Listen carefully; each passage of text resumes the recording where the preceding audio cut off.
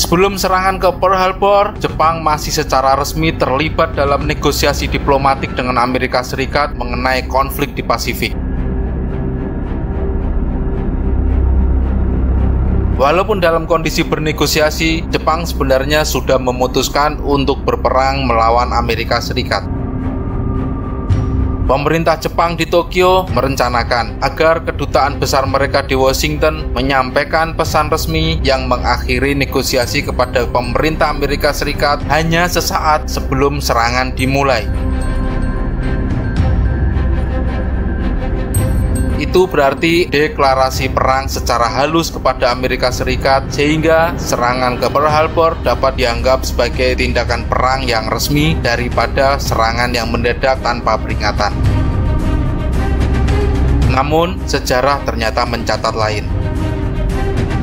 Pada hari terjadinya serangan Jepang ke Pearl Harbor pada tanggal 7 Desember 1941, di pagi hari waktu Washington, pemerintah Tokyo mengirimkan pesan ke kedutaan besar Jepang di Washington yang berisi tentang mengakhiri negosiasi dengan Amerika Serikat.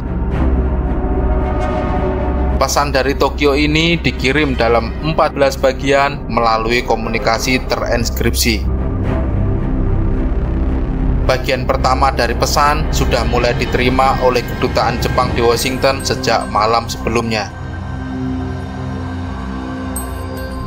Pada pukul 9 pagi, bagian terakhir dari pesan baru diterima di kedutaan besar Jepang.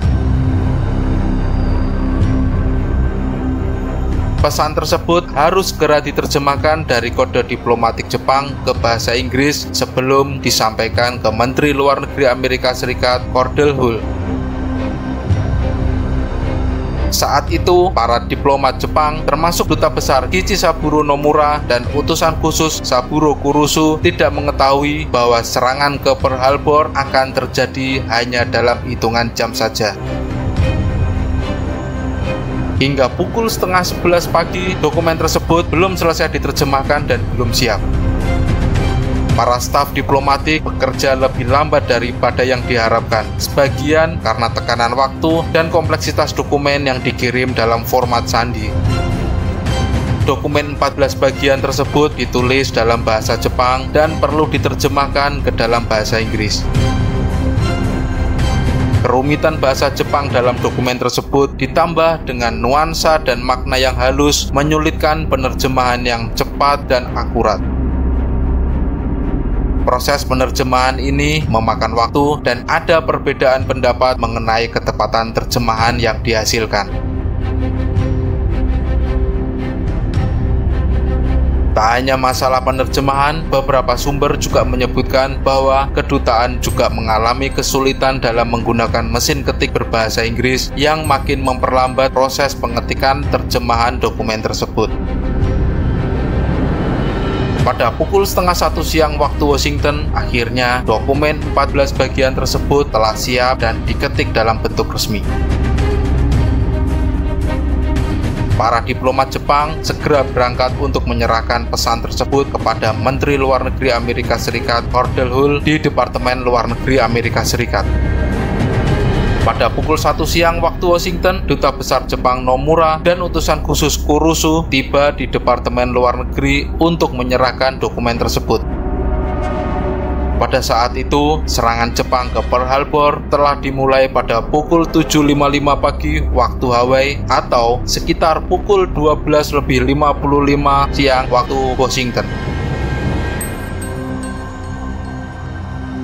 Menlu Amerika Serikat, Cordell Hull, menerima dokumen tersebut dan segera membacanya. Namun, sebelum para diplomat Jepang sempat memberikan penjelasan, Hull telah menerima laporan dari Pearl Harbor bahwa Jepang telah menyerang pangkalan Angkatan Laut Amerika Serikat. Hull seketika sangat marah dan menganggap Jepang bertindak secara curang dengan berpura-pura bernegosiasi sambil melancarkan serangan mendadak.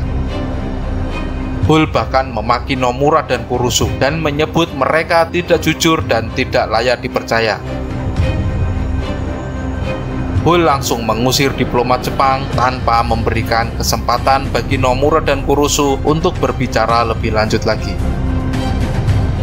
Walaupun sangat marah, Hull masih mampu mempertahankan sikap diplomatisnya dengan tidak langsung menahan mereka. Nomura dan Kurosu kemudian kembali ke kedutaan besar Jepang tanpa dihalangi oleh pihak Amerika. Pasukan keamanan Amerika Serikat kemudian menjaga ketat kedutaan besar Jepang di Washington DC tanpa menangkap langsung para diplomatnya. Sesuai dengan konvensi diplomatik internasional, diplomat asing tidak langsung ditangkap, melainkan ditempatkan dalam tahanan rumah atau diisolasi sementara hingga ada kesepakatan untuk pemulangan mereka. Ada spekulasi bahwa keterlambatan tersebut disengaja untuk memastikan bahwa serangan Pearl Harbor telah dimulai sebelum Amerika Serikat menerima pemberitahuan resmi. Ini akan memberikan Jepang keuntungan taktis dari serangan mendadak, sekaligus menghindari tuduhan pelanggaran hukum internasional. Ada bukti bahwa beberapa pejabat Jepang menyadari keterlambatan tersebut dan tidak melakukan upaya yang cukup untuk mempercepat penyampaiannya. Tetapi ada juga yang menolak pendapat tersebut. Beberapa sejarawan berpendapat bahwa keterlambatan tersebut disebabkan oleh masalah teknis seperti masalah penerjemahan dan pengiriman. Mereka berpendapat bahwa Jepang tidak ingin memulai dengan cara yang curang, bahwa keterlambatan tersebut adalah kecelakaan yang tidak disengaja. Faktor komunikasi yang buruk dan juga kurangnya efisiensi dalam penyampaian pesan juga menjadi faktor pendukung dari pandangan ini. Apapun itu, keterlambatan penyampaian dokumen tersebut ditambah dengan serangan mendadak ke Pearl Harbor menyebabkan kemarahan yang mendalam di Amerika Serikat.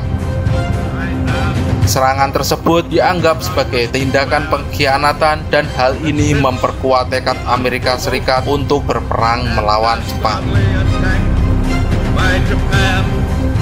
On Sunday, December 7, 1941, a state of war has existed between the United States and the Japanese Empire.